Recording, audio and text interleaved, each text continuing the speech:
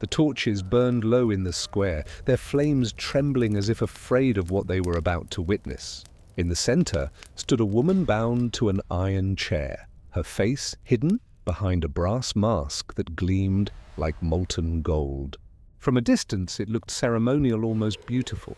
But inside the mask, she could barely breathe. Each inhale tasted of oil and metal. Each exhale rattled through the device's hollow tubes, feeding the small furnace at her feet. A priest raised his hand. Let her sin be cleansed by the fire she carries within. The crowd murmured prayers as the mechanism hissed to life. Heat crawled up the tubes, filling the air with the smell of pitch and burning linen. She tried to speak, but the mask stole her voice. All that escaped was breath then, suddenly flame. It burst from her lips in a ribbon of gold, painting the night with terror. The onlookers gasped, some crossing themselves, others whispering that the devil had finally shown his face. But her eyes, wide, burning, human, told a different story. They had made her breath her weapon, her voice her executioner. And as the fire consumed her final breath, she still couldn't scream. In the late 13th century, the Church ruled not only the soul, but the air one breathed. Its power hung everywhere in the smoke of incense, the echo of bells, the whispers that traveled through confessionals. To breathe, they said, was to draw in sin, and to exhale was to spread it. Priests preached that women were especially dangerous. Their breath carried temptation, their laughter summoned demons, their sighs invited ruin. The faithful were told to fear the softness of a woman's voice, because where warmth resides, so too does corruption. And so began the doctrine of the cleansing air, a belief that purity must be proven through silence and the denial of self. The Order of the Cleansing Flame. A fanatical sect of inquisitors took this belief further than anyone dared. They believed sin was a vapor trapped in the lungs, and that it could be released only through fire. Their sermons filled with imagery of burning away the devil's breath, of turning confession into smoke that pleases God. Their leader, Father Mathieu de Corvey, was a man obsessed with purification. He had studied the chemical nature of oils and vapors under alchemists exiled from Paris.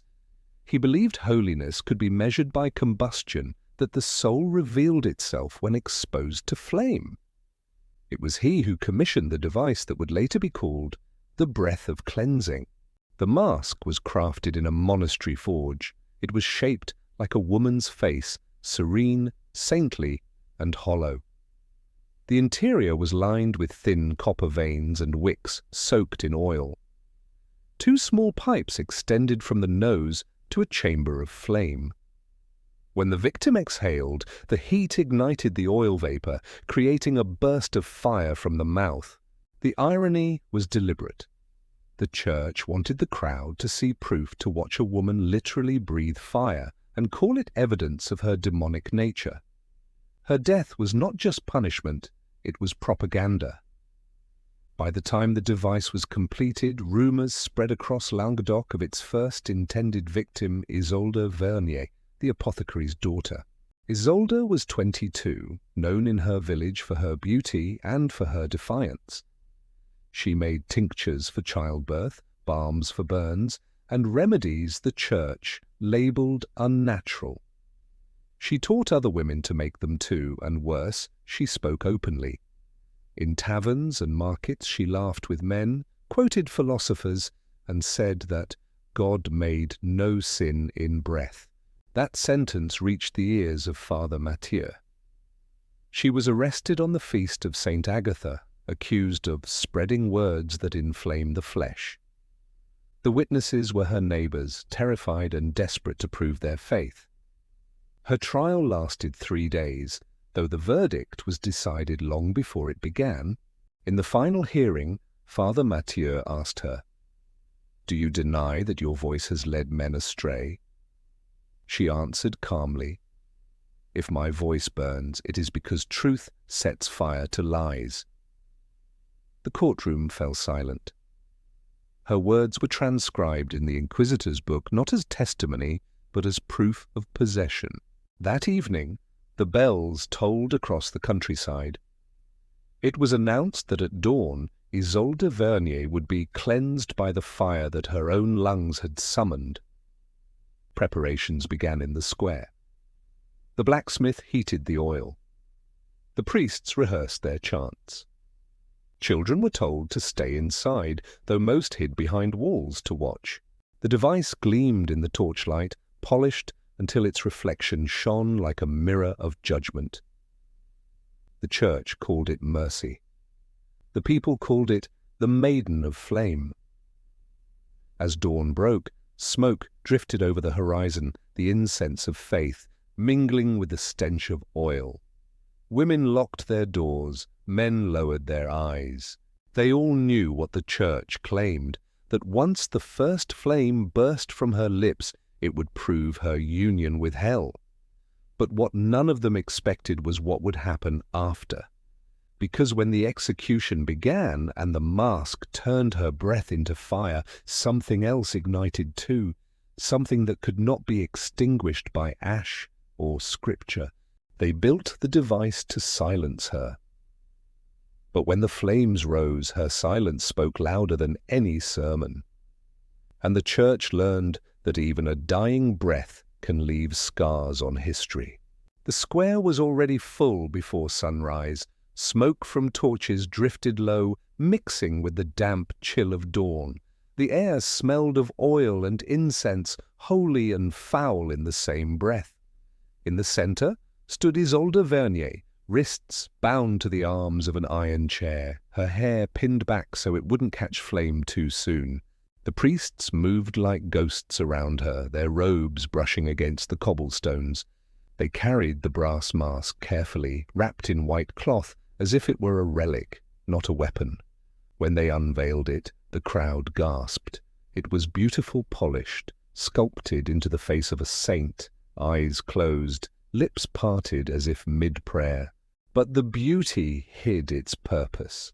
Inside, narrow tubes wound through the metal like veins, ending in a small chamber at the base.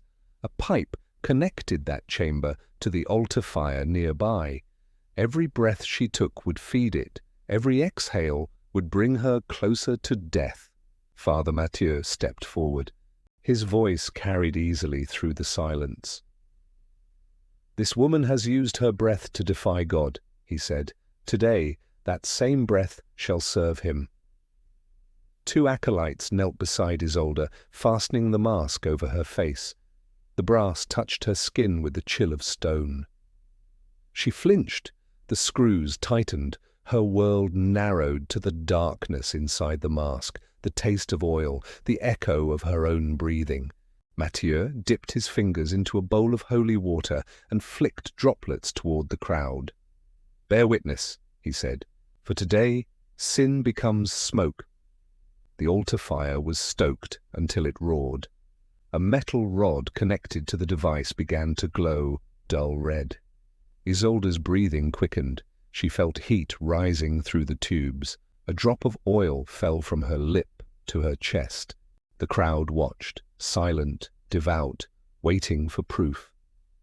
Then it came the first breath. A faint flicker burst from the funnel at her mouth, a shimmer of orange light that startled even the priests. The crowd murmured. Some stepped back. Father Mathieu smiled. "Behold," he said, "the breath of hell." The second breath came faster, deeper. This time the flame grew. It crawled out like a living thing, licking the air, bending in the wind. Isolde trembled. The heat stung her face, but the mask trapped her breath. She couldn't scream, couldn't cry, couldn't even cough. The fire needed her exhale to survive. To scream would only feed it. Her body began to shake. The ropes creaked. The scent of burning oil thickened until it clung to every throat. A few women turned away. One whispered a prayer for mercy. Another crossed herself and muttered, "Better silence than fire." Mathieu raised his staff. "Do not pity her," he said. "Her soul is leaving through the flame." But if anyone had looked closely, they would have seen something else, her eyes, open and steady, staring through the fire as if she saw beyond it. They were not eyes of fear. They were eyes of defiance. With every breath, the flames grew weaker. The fire that had been fed by oil began to falter. The priests panicked. Mathieu shouted for more fuel. But Isolde was not breathing anymore. The silence that followed was heavy, unbearable. Smoke curled around her like ribbons.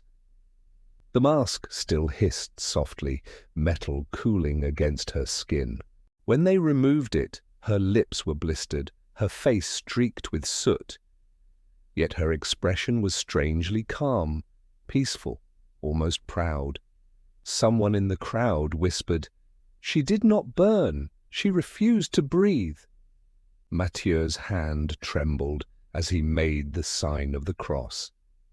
"Then may the fire take what remains," he said. He ordered her body burned entirely, fearing her death had not served its purpose. But even as the flames rose, a strange fragrance filled the square, sweet, floral, unlike smoke. People said it smelled like roses. Later that night, the priests found something inside the mask, a small scrap of linen pressed against the metal. Written on it, in soot-darkened ink, were 4 words. "Fire is not faith." Father Mathieu destroyed the note, but the soldiers who witnessed it remembered. Within months, whispers spread of the woman who defied the flame. Her story reached distant towns carried by merchants and pilgrims. In each retelling, her breath became legend, a fire that burned but never consumed, a silence that refused to die. The church called her a witch. History would call her something else. Centuries later, when the mask was found buried beneath the ruins of a monastery, the truth would return like smoke through cracks in stone, and once again the breath of fire would speak. Centuries passed before anyone saw the mask again. The church that had once displayed it as a symbol of faith fell to ruin, its stones scattered by war and time. For generations the story of Isolde Vernier lived only in whispers, half myth, half warning. But history, like fire, has a way of smouldering beneath the ash. In 1893, a team of restorers clearing the crypt beneath Saint-Corvée Cathedral uncovered a locked chest sealed in wax. Inside lay a handful of relics, a rusted chalice, a charred parchment, and the brass mask. It was blackened, warped, but unmistakable, the Maiden of Flame. The restorers, thinking it a relic of martyrdom, sent it to Paris for examination. What they found changed the story forever. Chemists cleaned its inner chamber and discovered residue sulfur, saltpeter, and lamp oil. These were not traces of incense or ritual, but of early combustion experiments. The device had not been made for prayer. It was a prototype, an experiment in ignition. The church had hidden scientific inquiry inside the language of faith. Isolde had not been the first heretic to die by fire. She had been the first test subject. The documents that accompanied the mask revealed notes in Father Mathieu's own hand, sketches of airflow, equations for pressure, diagrams of lungs. He wrote of divine flame produced by respiration and proof that the body contains the elements of God as fire.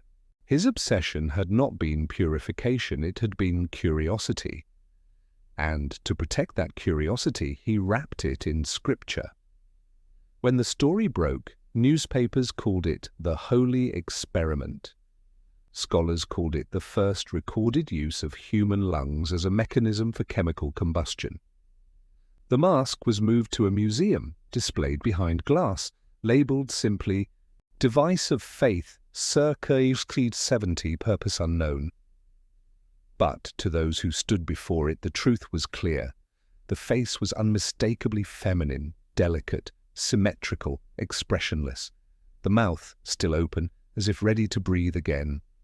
Visitors often said the air felt heavier near the glass. Some claimed to smell oil, faint and metallic. One curator swore she heard a sound at closing time, a shallow exhale, like a sigh escaping centuries of silence. And then, from the archives, came one final discovery. A bottle sealed with wax, buried beneath the cathedral's foundation. Inside was a scrap of parchment, water-stained but legible. It read, "They said I breathed fire, but all I did was speak." It was signed, simply, I, Fille Isolde Vernier. Her words reframed the story entirely. The mask that silenced her had, in the end, preserved her voice. The same device that once made her breath a weapon had carried her final truth across 7 centuries. Historians debated her meaning. Was she condemning faith or describing courage? But artists, poets, and scholars began to call her the fire that spoke. Plays were written, songs composed. Her name became a symbol of rebellion, of knowledge disguised as heresy. The mask was eventually removed from public view. Officially, it was for preservation. Unofficially, it was because visitors began leaving candles before the display, praying not to saints, but to her. The church requested the exhibit be closed. The museum complied. Today, the breath of cleansing lies in a vault in southern France, sealed once again. But her story persists in lectures, in literature, in quiet defiance. Every time someone refuses to be silenced, every time truth burns brighter than fear, Isolde breathes again. Because the fire was never hers alone. It was the flame that lives in every voice told to stay quiet, every woman whose words are too sharp, too bold, too alive. And though the device is gone, melted into the rust of time, its legacy endures in a single, timeless paradox. They tried to turn breath into fire, but all they proved was that even fire cannot silence the human voice.